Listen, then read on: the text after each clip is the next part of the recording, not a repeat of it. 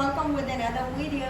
Today I'm Professor Dr. Mchem from the Dr.Mchem Institute of Chemistry, University of St. John's. I'm here with a new topic, that is solvents in organic chemistry. Now there are, organic chemistry is incomplete without the usage of organic solvents. Solvents that are used in organic reactions, right?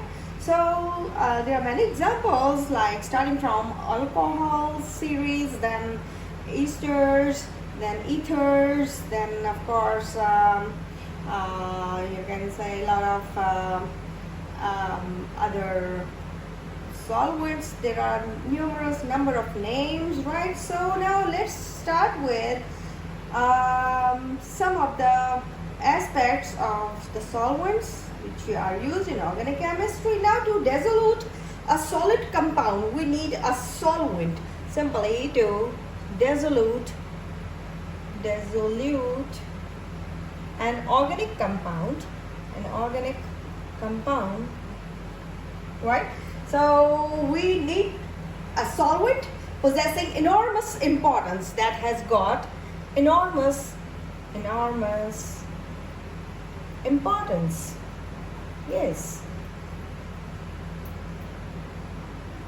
they have direct influence on solutes, acidity and basicity. Keep that in your mind, that these solvents, they have direct influence on the solutes, acidity and basicity.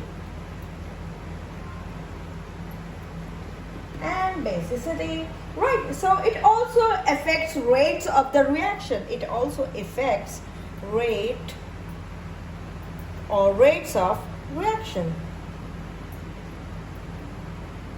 Yeah. So now, how to choose a solvent? It is necessary to you can say understand the solubility, that how much soluble a compound is in a solvent. So you can classify solvents as under, there are three basic types. I will show you what are those three basic types. 1 second. I have to rub it. Now the three basic types of solvents are, or you can categorize them into three basic types. That is, number one, Protic,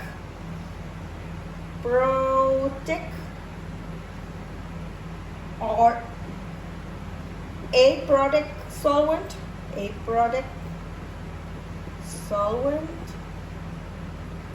Number two is polar or nonpolar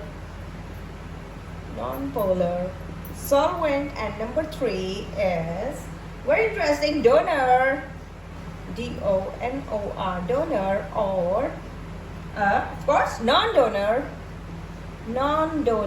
solvent. Wow. So now I can give you the examples of the product solvents. Product solvents include what type of examples I can give you. Product solvents includes water, alcohols, carboxylic acids, right? And as these are the solvents that are all hydrogen bond donors. These are all the solvents that are what? That are hydrogen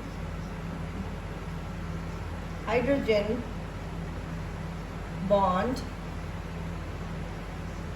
donors. Okay, so now if they are the ones that are hydrogen bond donors, so what would be the opposite of that? That is the aprotic solvents.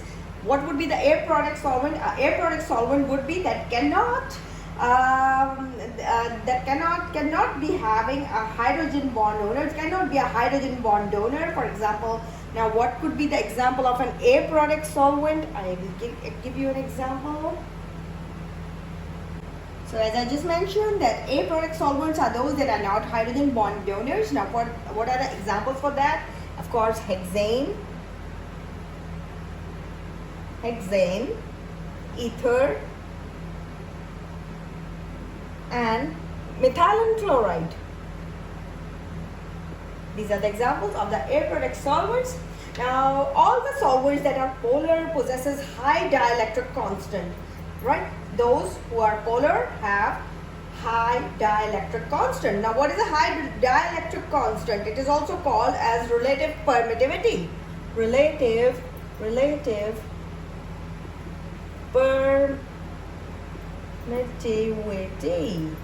permittivity, or a property of electrical insulating particle. What is this dielectric constant? Of course, a property of having high electrical insulating particle, right? So what I just mentioned, that these are the solvents that are polar, possesses high dielectric constant. They have high dielectric constant, and they are also called as such type of solvents are called that has the dielectric constant. And what is the dielectric constant? It is something to do with relative. It is called relative permittivity, or a property that is a property of electrical insulating particle. So whereas a nonpolar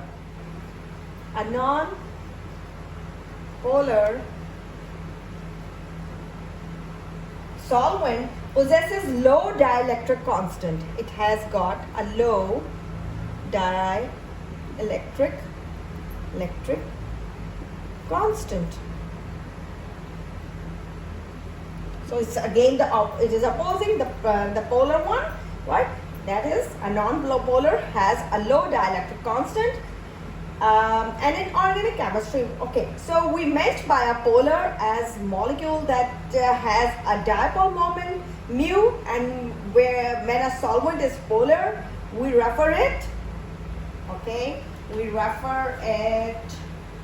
as having a high dielectric constant.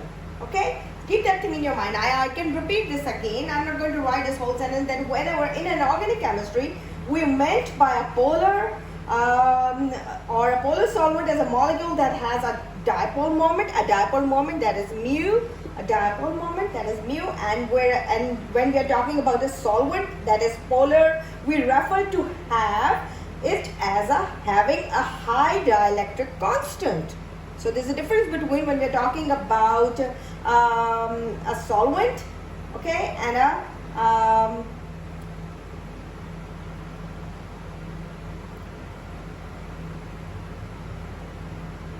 so this is all. Okay, so now let's get to the other form. What is donor solvent? A donor solvents.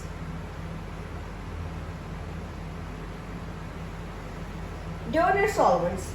Now, donor solvents are referred to those that holds the ability to donate unshared electron pairs, right? That is Lewis bases. What are donor solvents? That holds the ability to donate unshared electron pairs. That is what? Lewis bases. Lewis bases. Okay. Now there are examples of such donor solvents. What are those examples? Methyl alcohol, CH3OH, methyl alcohol, and diethyl ether,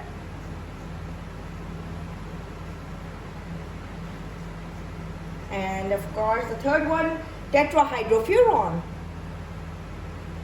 Tetrahydrofuran, THF. Okay. Now let's discuss the non-donor solvents.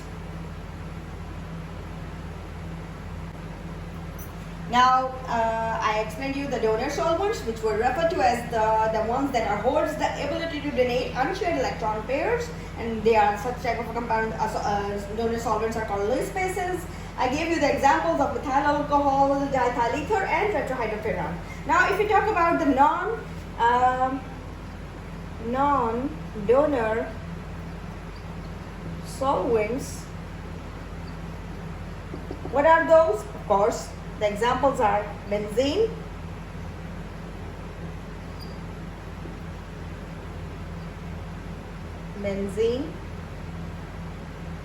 and pentane,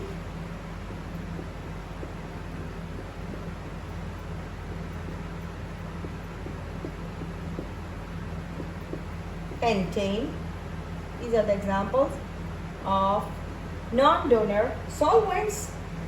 So I hope you like today's short lecture. It's a very short lecture in which I gave you the examples of, I explained you how you can explain simply the solvents in the organic chemistry, and you should know that just to dissolve a solid compound, why we need a solvent to dissolve a solid compound, and that's all. And that solvent, and then for that we need a solvent, and the solvent that possess enormous importance, and that solvent has, you know, a very strong influence on the solutes, acidity and basicity, and it also affects the rates of the reaction. And then I explained you the three basic types of the solvents or the categories, that is Protic or Aprotic, polar or nonpolar, donor or non-donor. Then I explained you what is a product solvent, what are Aprotic, and then I gave you the examples of that, and then I explained you the polar and non-polar and their examples, and then I showed you what are donor and non-donor solvents. So I hope you will like this video and you will learn them, and you will come to, today you'll come to, you have known, you have refreshed these things in your minds, that what are the basic solvents that are used in our organic chemistry. Thank you very much.